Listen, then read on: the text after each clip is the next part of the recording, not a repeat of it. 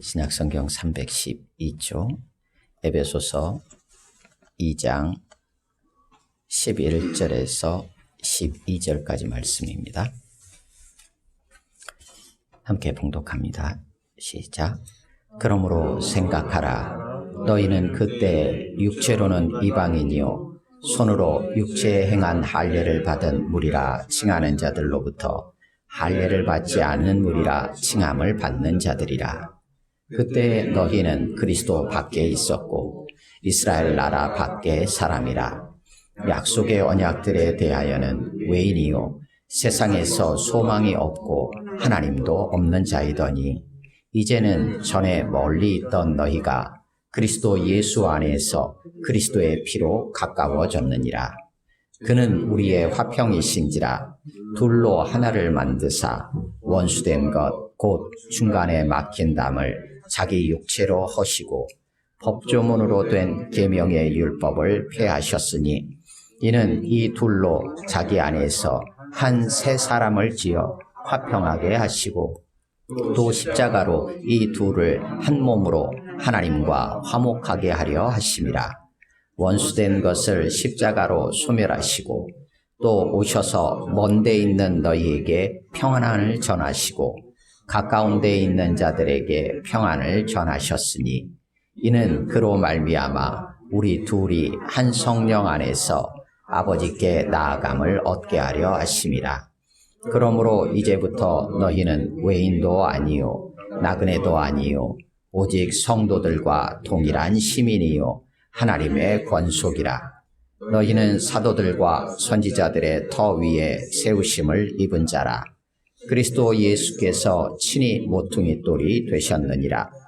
그의 안에서 건물마다 서로 연결하여 주 안에서 성전이 되어가고 너희도 성령 안에서 하나님의 거하실 초소가 되기 위하여 그리스도 예수 안에서 함께 지어져 가느니라. 아멘.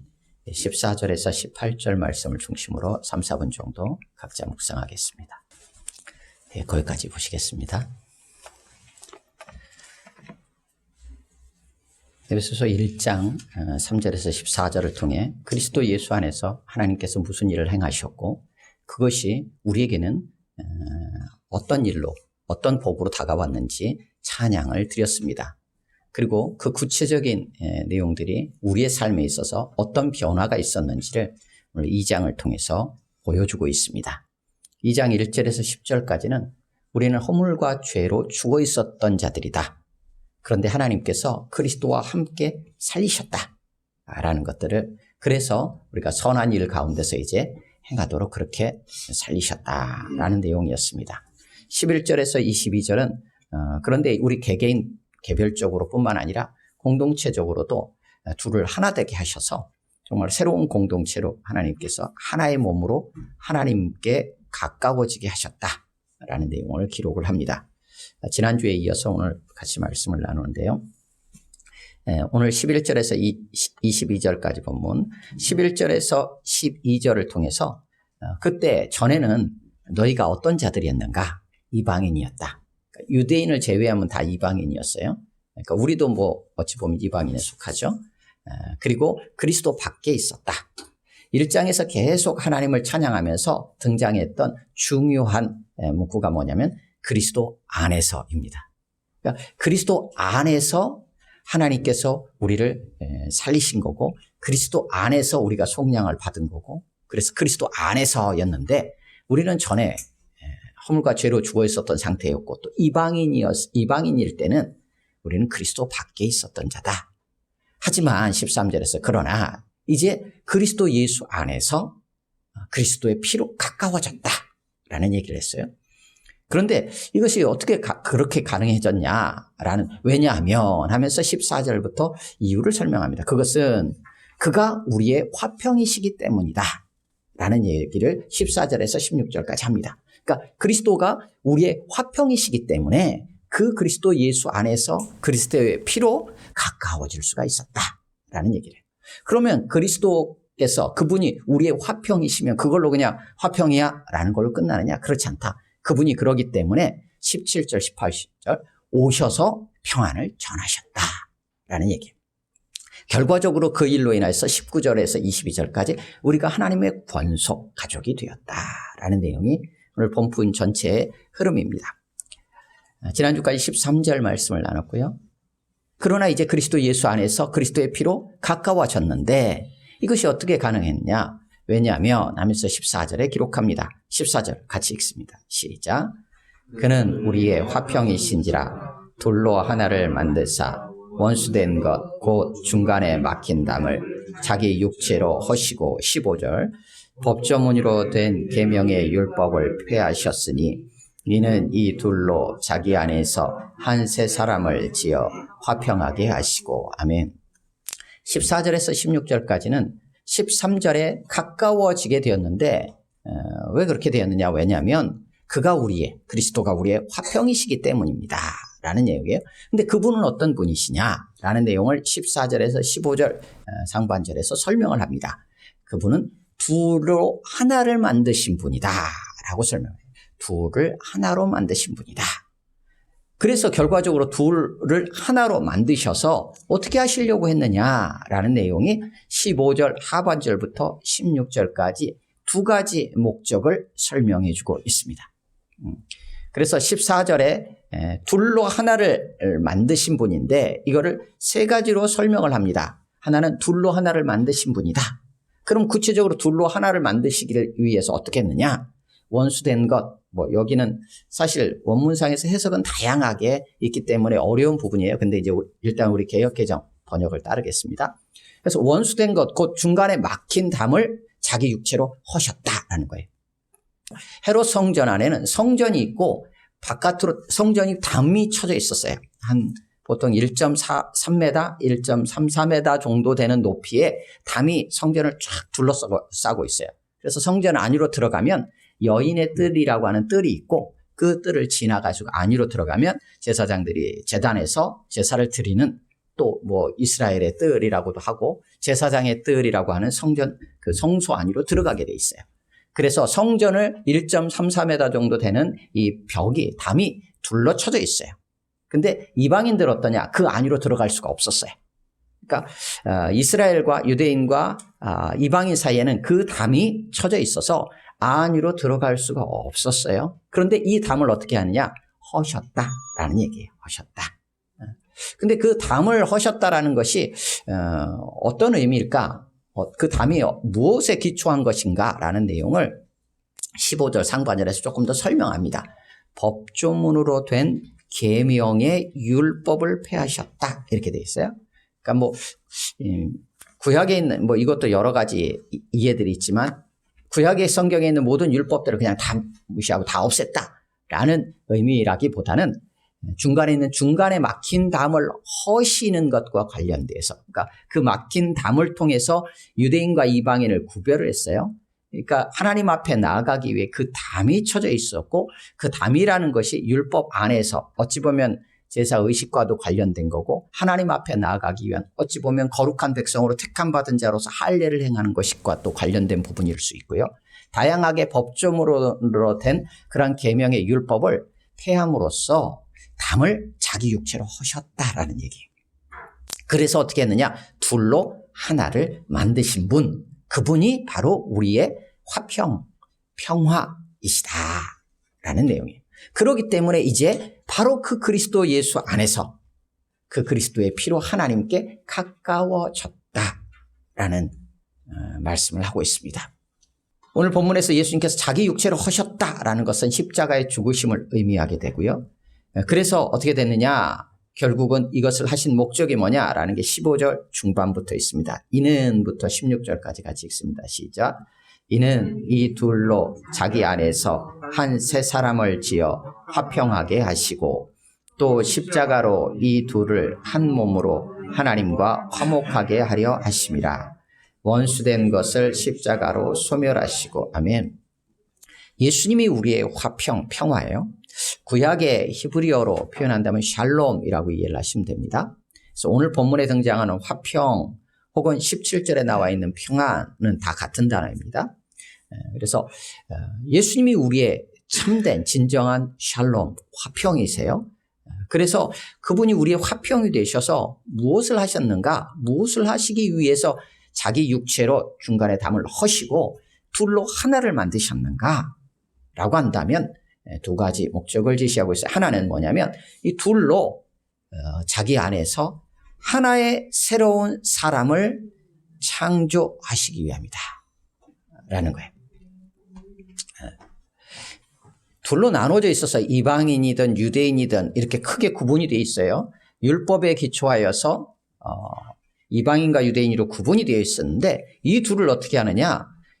그리스도 예수 안에서 하나의 새로운 사람으로 창조하시기 위함이라는 거예요. 그래서 예수님이 화평이 되셨다라고 선언하고 있어요. 그래서 한 사람 한 사람 우리를 새로운 사람으로 만든다는 개념이 아니라 이거는 공동체 전체 교회를 만드신다는 개념이에요. 그래서 예수 그리스도를 머리로 한 하나의 몸이라는 의미에서 하나의 새로운 사람이라고 표현을 하고 있는 것입니다. 그래서 이거를 하나의 새로운 인류라고 이렇게 번역을 하기도 합니다. 네, 어쨌든 하나의 둘이 아니에요. 하나예요. 하나의 새로운이에요.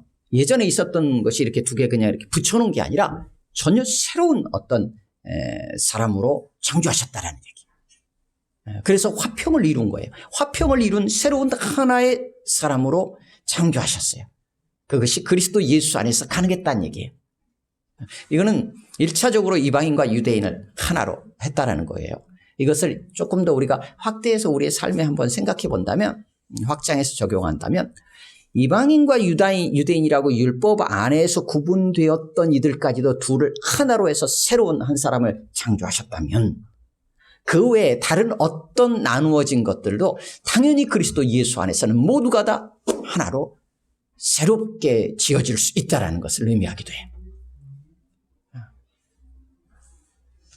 우리 안에 다양한 계층이든 어떤 형태로든 우리 안에 무엇으로든 분리시키고 자꾸 나누려고 하는 것은 그리스도 예수 안에서 하나님의 뜻이 아니에요. 어떤 형태로 나누어서 둘을 자꾸 만들려고 하고 셋을 만들려고 하고 당을 짓고 파당을 짓는 것은 하나님의 뜻이 아닙니다. 주님은 화평이시기 때문에 하나를 만드시려고 해요. 그런데 그 하나는 오직 하나로만 가능해요. 그리스도 예수 안에서만 가능해요. 하나의 새로운 사람이 가능해요. 물론 악한 일을 목적으로 해서 하나로 사람들이 뭉쳐질 수도 있을 수 있어요. 하지만 지금은 하나님께 가까워지는 데 있어서의 하나의 새로운 모습이 필요한 거예요. 그러니까 하나님께 가까워지는 데 있어서는 하나님은 여기도 보고 저기도 보는 게 아니라 오직 하나만 봐요. 그 하나가 뭐냐면 그리스도 예수예요. 그런데 그리스도 예수를 머리로 한 몸을 같이 받으시는 거죠. 그 몸이 교회다라고 1장 마지막에서 교회가 그리스도의 몸이다라는 것들을 예수 그리스도가 머리라는 것을 이미 선언을 했었기 때문에 이 하나의 새로운 사람은 하나의 새로운 인류, 하나의 새로운 공동체는 교회라는 것을 우리가 알 수 있어요. 이방인이나 유대인으로 구분되어지는 게 아니라 교회예요. 여기서 교회라고 하는 것은 우리 지역교회 여기 저기 교회 지역에 있는 교회들 각각의 개별 교회가 아니라 하나님 안에 있는 참 이스라엘 궁극적인 주님의 몸인 전체 교회를 말하는 거예요. 예수 그리스도를 구주로 믿고 하나님과 화목하게 된 교회를 의미하는 거예요. 그래서 교회 안에서도 자꾸 교회들끼리도 나누어지고 교회 안에서도 나누어지고 당으로 지어지는 것은 하나님의 뜻에 합당하지 않은 거예요.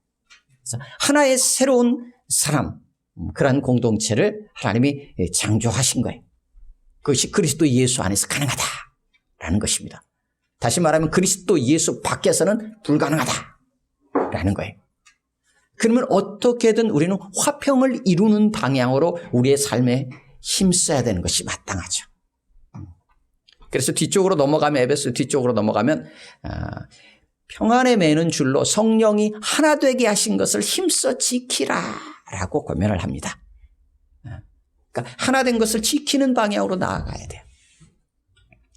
그것이 하나의 목적이었다면 하나의 새로운 사람을 창조하시고 화평을 이루고 또 하나는 뭐냐면 그래서 결국 어떻게 하느냐 그 둘이 한 몸으로 하나님과 화목하게 하려고 이렇게 하셨다라는 거예요. 결국은 하나님께서 우리에게 그리스도 예수를 보내주신 이유, 목적이기도 하고요. 결국은 그리스도 예수 안에서 우리가 하나가 되게 하신 목적이기도 해요. 그건 뭐냐면 결국은 그래서 하나님과 화목하게 하는 거예요. 원래 우리는 하나님과 원수가 되었어요. 우리가 죄인이었을 때 우리가 하나님과 원수가 되어 있었어요. 로마서 5장 8절 이하에서 그렇게 계속 선언해요. 원수 되었을 때 하나님께서 어떻게 하셨냐? 자기 아들을 죽기까지 내어놓으심으로 하나님께서 우리를 향한 사랑을 확증해 주셨다라고 선언을 했어요.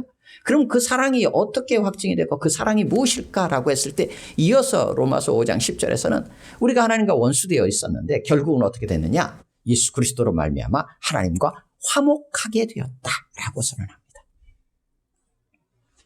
그러니까 하나님의 사랑은 하나님과 우리가 다시금 화목하게 되는 데 있어요. 그래서 우리를 끌어안으시고 우리와 함께 하시고 우리와 가까이 하기를 원하시는 거예요. 그것이 하나님의 사랑이에요. 하나님의 마음이에요. 그 마음이 어떻게 실현되느냐? 예수 그리스도 안에서 실현됐다라는 얘기를 하고 있는 거예요. 1절에서 2장 1절에서 11절까지는 어찌 보면 하나님께서 이렇게 그리스도와 함께 너희를 살리셨다라고 한다면 오늘 본문 11절에서 22절까지 사실은 그 과정 속에서 어떻게 실제적으로 예수 그리스도께서 일을 하셨는지 그리스도가 어떤 분이시고 그리스도께서 어떤 일을 행하셨는지를 중심으로 해서 초점으로 오늘 본문이 기록이 되어 있어요. 그래서 하나의 새로운 사람을 창조하셔서 결국은 한 몸으로 하나님과 화목하게 하기 위해 예수 그리스도 그분은 우리의 화평이시다라는 얘기예요. 그래서 하나님과 가까워졌다라는 성취를 선언합니다. 그리고 나서 그렇게 그가 우리의 화평이신데 그래서 어떻게 하셨느냐? 십자가에 죽으셨는데 결국은 그 일들을 성취하기 위해서 오셨다. 그리고 평안을 전하셨다. 라고 17절에서 기록합니다. 17절 같이 읽습니다. 시작. 또 오셔서 먼 데 있는 너희에게 평안을 전하시고 가까운 데 있는 자들에게 평안을 전하셨으니 아멘. 그리스도 예수 안에서 그리스도의 피로 가까워졌어요. 왜냐하면 그분이 바로 우리의 화평이시기 때문이에요. 그래서 그분은 나는 화평이야 라고 가만히 있으셨던 게 아니라 오셨어요. 우리 가운데 오셨어요. 오셔서 평안을 전하셨어요. 여기서는 화평, 평안, 평화. 다른 번역들은 다 화평, 평안을 전부 다 화평화라고 이렇게 번역을 해놓기도 했어요. 평안을 전하셨어요. 그런데 그 평안을 전한 대상이 누구냐면 멀리 있었던 너희. 성전으로 생각해도 성전 담 밖에 있었던 자들이잖아요. 그럼 그걸로 봐도 이제 멀리 있었던 자에 속하죠. 그리고 가까이 있었던 자들 모두에게 다 평안을 전하셨다는 거예요. 그 평안은 바로 우리의 평안은 바로 그리스도라고 14절에서 이미 이렇게 선언을 했잖아요. 그러니까 거기에서 멀리 있었던 자나 가까이 있었던 자나 다 그들에게 평안이신 주님이 전해져야 했어요. 평안이신 주님이 전해져야 했어요. 물론 17절의 말씀은 구약 성경 이사야 57장 19절에 있는 말씀에서 이 말씀을 전하고 있는 것처럼 보입니다. 거기에서는 포로로 잡혀가서 멀리 있었던 자들이나 예루살렘에 남아 있었던 자들이나 뭐 이런 의미로도 보통 이해를 하지만 오늘 본문을 통해서는 예수 그리스도에게서 사실 멀리 있었고 멀리 있었던 자들이나 혹은 가까이 있었던 것처럼 보이는 자들이나 다 그들에게 평안을 전하셨어요. 예수님 오셔서 평안을 전하셨다? 예수님 오셔서 평안을 전하셨다.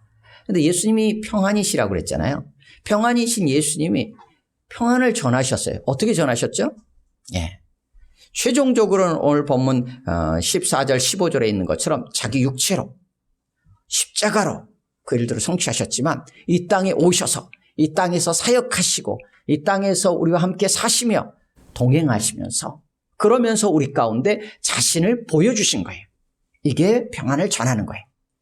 그러니까 평안이라고 하는 복음의 소식이에요. 이 평안은 결국은 복음의 소식이에요. 기쁜 소식이에요. 이 복음을 어떻게 전하셨느냐? 예수 그리스도의 이 땅에 오심과 이 땅에서의 사역과 십자가의 죽으심을 통하여 삶으로 전하신 거예요. 그래서 누가복음 2장 14절에 예수님께서 나실 때 천사들이 이렇게 노래하잖아요. 지극히 높은 곳에서는 하나님께 영광이요 땅에서는 기뻐하심을 입은 사람들 중에 평화로다. 같은 단어예요. 다 평화, 화평. 평화로다. 그리고 그 예수님께서 예루살렘에 입성하시면서 종려 주일에 예루살렘에 들어가실 때 사람들이 뭐라고 외칩니까? 호산나 호산나, 우리를 구원하소서 주여, 주의 이름으로 오시는 이여, 하늘에는 평화라고 선언합니다. 그리고 입성하시면서 예수님께서 예루살렘을 보시고 가까이 가셔서 보시고 우십니다. 예수님이 우시는 장면이 몇 번 안 나오는데 예루살렘 성을 보시고 우십니다. 종려주일에 들어가면서. 네가 평화에 관한 일을 알았더라며 하면서 안타까워하시며 우시는 장면이 누가복음 19장에 기록이 되어 있어요. 그때 평화. 그러니까 예수님은 평화로 오셨고 평화를 전하시며 삶을 사셨어요. 그리고 마지막에 그 평화를 성취하시기 위해 십자가의 길을 가시면서 사람들은 그것이 무엇인지도 모르면서 평화를 외쳤어요. 그런데 그 평화에 관한 일을 모르는 예루살렘, 가까이 있었던 것처럼 보였던 자들이지만 평화에 대해서 몰라. 그들에 대한 안타까움으로 예수님은 눈물을 흘리시며 예루살렘으로 돌아가셨어요. 그리고 십자가의 길을 가심으로 평화를 성취하셨어요. 그 전체를 17절에서는 오셔서 평안을 전하셨다라고 요약하면서 정리하고 있어요. 평안을 전하셨다. 근데 이에 대해서 왜 그렇게 예수님 오셔서 평안을 전하셨을까? 그렇게 사셨을까? 라는 것에 대한 이유를 18절에서 다시 한번 좀 다른 각도에서 16절에 있는 목적과는 조금 다르게 표현을 하고 있습니다. 18절 같이 읽습니다. 시작. 이는 그로 말미암아 우리 둘이 한 성령 안에서 아버지께 나아감을 얻게 하려 하심이라. 아멘. 물론 우리말 성경들은 대부분 목적이나 결과로 번역을 했어요. 그러니까 17절에 예수님이 오셔가지고 평안을 전하셨어요. 그래서 결국 어떻게 됐느냐? 하나님께 나아가게 되었다. 또 혹은 그렇게 하신 목적이 뭐냐? 하나님께 나아감을 얻도록 하기 위해서다. 이제 이렇게 번역을 했어요. 근데 이제 다른 각도에 보면 18절은 이유 근거이기도 해요. 그러니까 예수님께서 오셔서 평안을 전하셨어요. 왜 그러셨느냐? 18절. 그로 말미암아, 예수 그리스도로 말미암아 우리 둘이 한 성령 안에서 하나님께 나아감을 얻기 때문에 그렇다라는 거예요. 그러니까 예수 그리스도로 말미암아서만 둘이 한 성령 안에서 하나님께 나아갈 수 있기 때문에 예수님이 오셔서 평안을 전하셨다라는 얘기예요.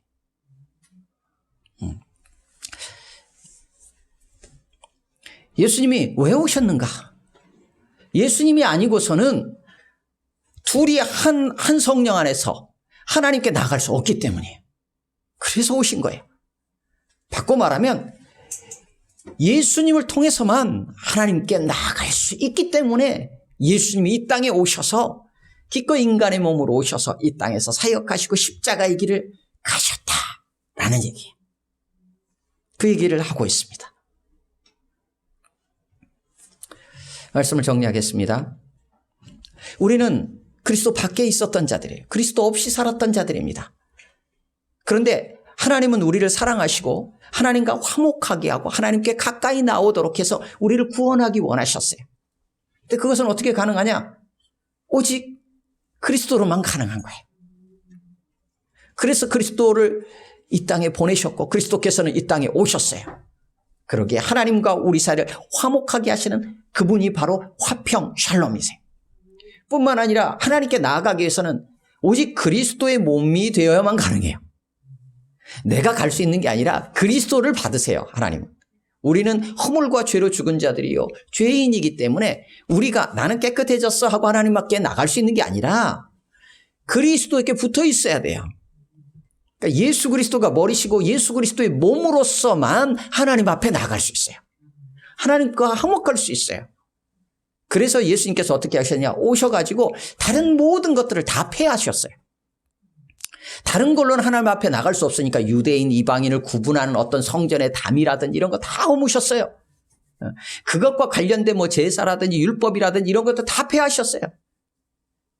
지금 우리가 구약의 말씀들의 어떤 하나님을 사랑하라, 이웃을 사랑하라, 도둑질하지 마라, 간음하지 마라 이런 말씀들은 어떻게 지키냐면 율법으로서 지키는 게 아니에요.